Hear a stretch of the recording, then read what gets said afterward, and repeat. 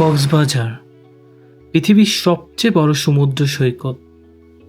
বিয়ের পর প্রায় প্রতিটি কাপলেরই একটা স্বপ্ন থাকে, প্রিয় মানুষটার হাত ধরে বিশাল সমুদ্রের সামনে দাঁড়ানো, চাঁদের আলোয় পাশাপাশি বসে ভবিষ্যতের গল্প বলা। সেই স্বপ্নটা আমাদেরও ছিল।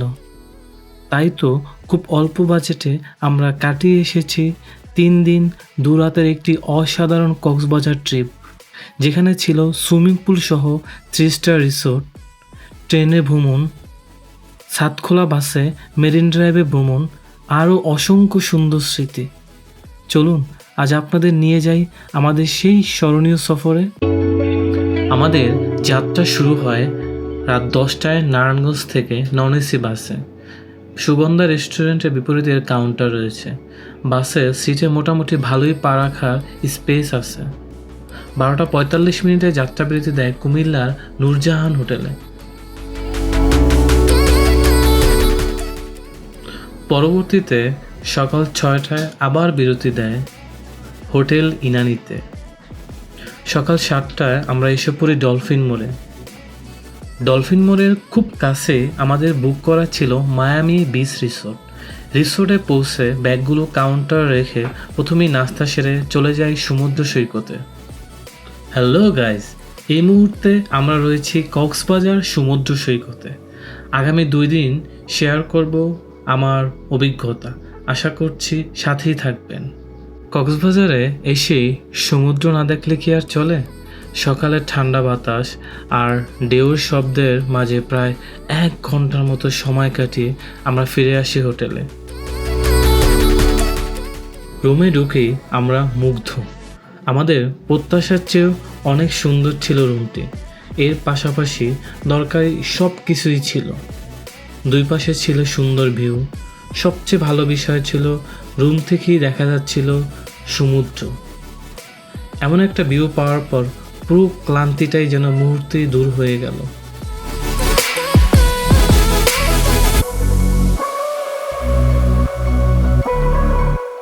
দুপুরে লাঞ্চ করে কিছুক্ষণ রেস্ট নিয়ে আমরা বের হয়ে যাই সুগন্ধা বিচের উদ্দেশ্যে, কারণ পরের দিন মেরিন ড্রাইভের টিকিট সংগ্রহ করতে হবে। আপনারা সুগন্ধা পয়েন্টের তথ্য অভিযোগ কেন্দ্রে থেকে সাতখোলা বাসের টিকিট সংগ্রহ করতে পারবেন। ভিতরের টিকিট 600 টাকা আর ছাদের টিকিট 700 টাকা। মেরিন ড্রাইভের জন্য একটা টুপি কিনে নিই। দিন পুরো বিকালটা কাটাই সমুদ্রের ধারে। সন্ধ্যা পর্যন্ত ঘোরাঘুরি, ছবি তোলা আর সমুদ্র উপভোগ করে সময়টা বেশ ভালোই কেটে যায়। রাতের খাবার খেয়ে আমরা ফিরে আসি হোটেলে। হোটেলের বারান্দায় বসে চাঁদের আলোয় সমুদ্র আর গান উপভোগ করেছিলাম।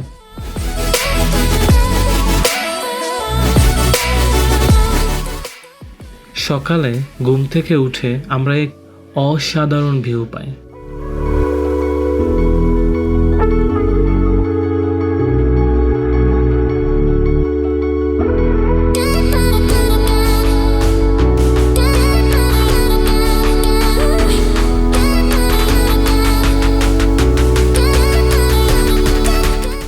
ফ্রেশ হয়ে রওনা দেই সুগন্ধা পয়েন্টের উদ্দেশ্যে।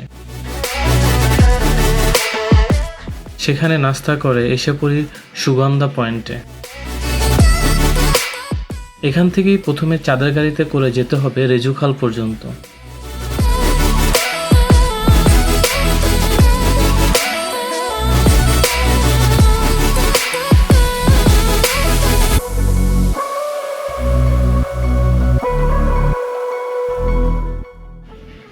ভিডিও করার সুবিধার জন্য আমি আগে থেকেই সামনের সিট বুক করে নিয়েছিলাম।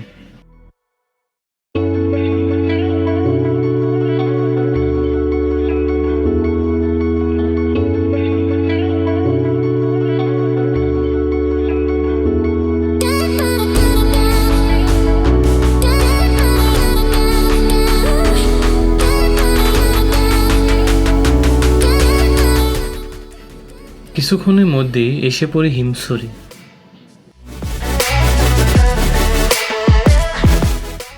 35 টাকা করে টিকিট কেটে আমরা ভিতরে প্রবেশ করি। প্রথমেই ঝর্ণা দেখতে যাই। হাতের ডান দিকে ঝর্ণা আর দুপাশে অসংখ্য দোকান রয়েছে।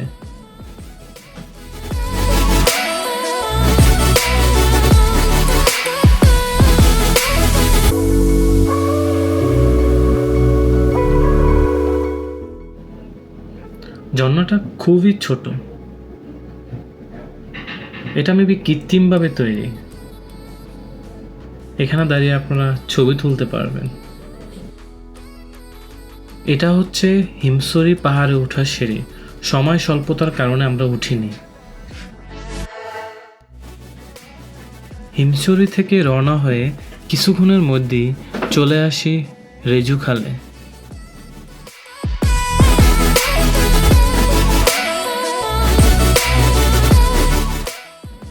লোহা দিয়ে তৈরি ব্রিজটা দেখতে অনেক সুন্দর ছিল। এর সাথে আমরা পেয়ে যাই অসম্ভব সুন্দর ওয়েদার। হয়ে আমরা পৌঁছে যাই দোলনা বিচে। এখানেই রয়েছে সাতখোলা বাস। সবগুলো গাড়ি আসতে সময় লাগবে, তাই দোলনা বিচে কিছুক্ষণ সময় কাটায়। দোলনায় বসতে চাইলে আলাদা চার্জ দিতে হবে। আমরা আমাদের ব্যাগগুলো রেখে ওয়েট করতে থাকি। সবগুলো গাড়ি এসে পৌঁছালে আমরা উঠে পড়ি সেই কাঙ্ক্ষিত সাতখোলা বাসে।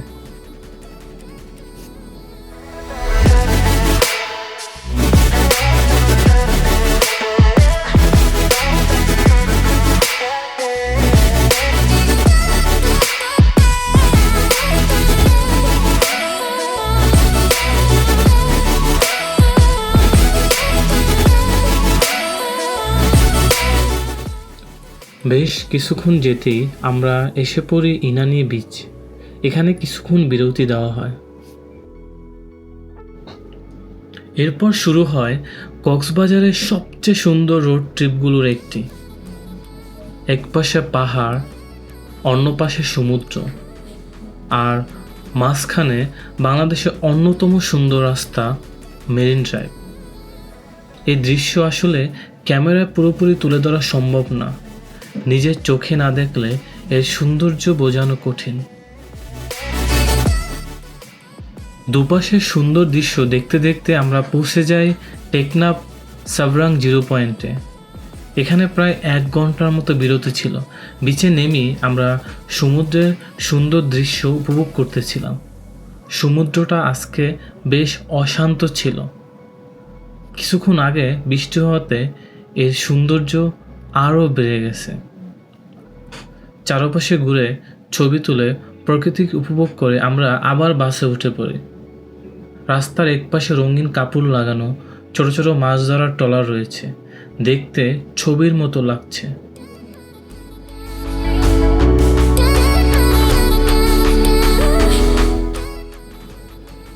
বৃষ্টি থাকায় যাওয়ার সময় আমরা ছাদে বসতে পারিনি, তাই আসার সময় উপভোগ করতেছিলাম দুপাশের সুন্দর দৃশ্য।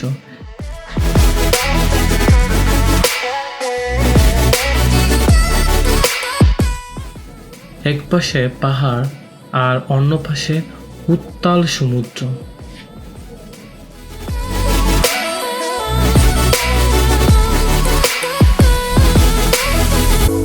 সুন্দর দৃশ্য দেখতে দেখতে পৌঁছে যাই পাটুয়াটেক সি বিচে।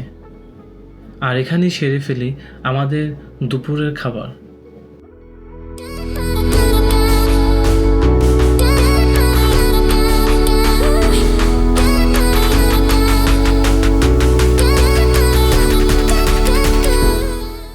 আমরা সি মাউন্ট রেস্টুরেন্টটি চুজ করি। রেস্টুরেন্টটা অনেক সুন্দর ছিল, আর এখানে বসেই সমুদ্র উপভোগ করতে পারবেন। আমরা লাঞ্চের জন্য 2টা সেট মেনু অর্ডার করি, ভাত, আলু ভর্তা, শাক এবং মাছ।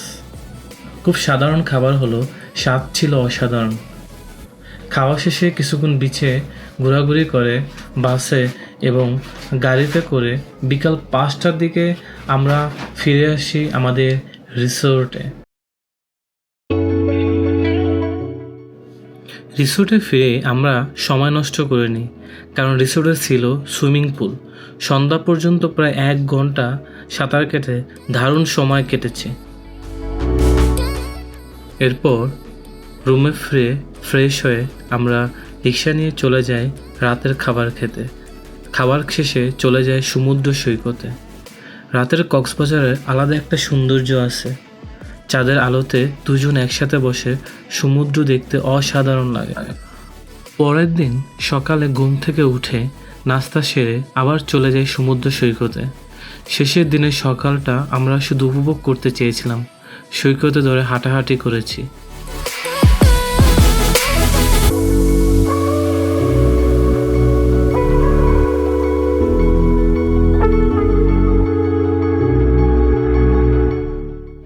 সকাল 10টার দিকে ফিরে এসে চেক আউটের প্রস্তুতি নেই, কারণ আমাদের ট্রেন ছিল দুপুর 12টায়।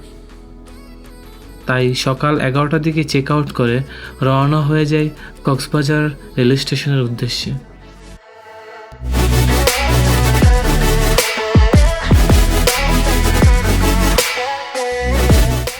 সেখানে পৌঁছে আমরা আইকনিক কক্সবাজার স্টেশনের সৌন্দর্য উপভোগ করতেছিলাম, কারণ আমাদের হাতে কিছুক্ষণ সময় ছিল।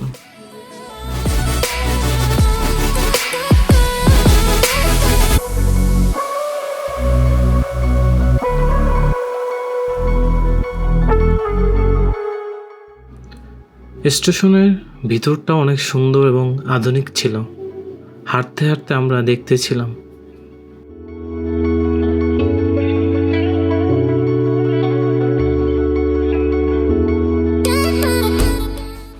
এটা হলো আমাদের আজকের যাত্রার সঙ্গী।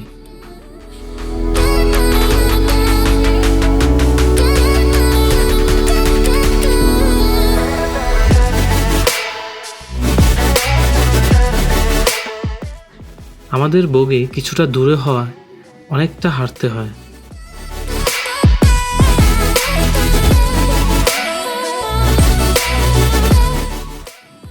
আর এই হলো আমাদের বগি এবং সিট।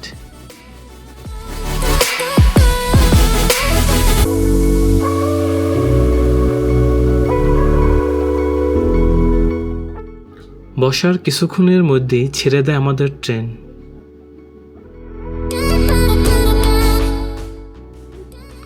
By bye Cox's Bazar.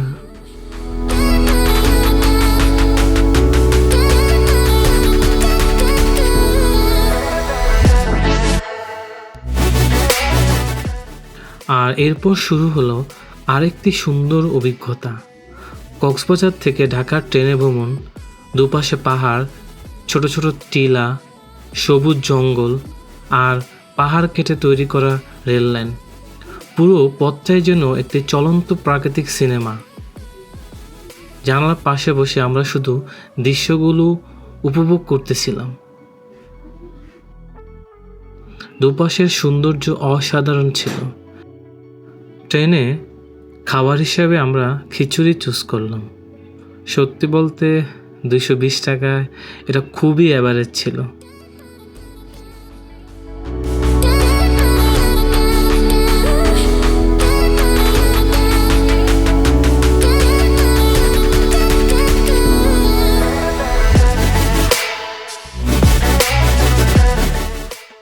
দেন আমরা কফি ট্রাই করলাম।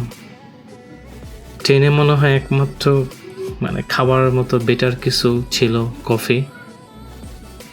এটা মাস্ট ট্রাই করবেন।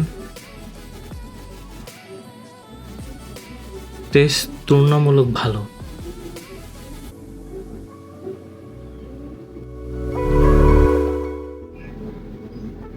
বেশ ছিল। কয়েক ঘন্টার মধ্যে আমরা এসে পড়ি চট্টগ্রাম স্টেশনে।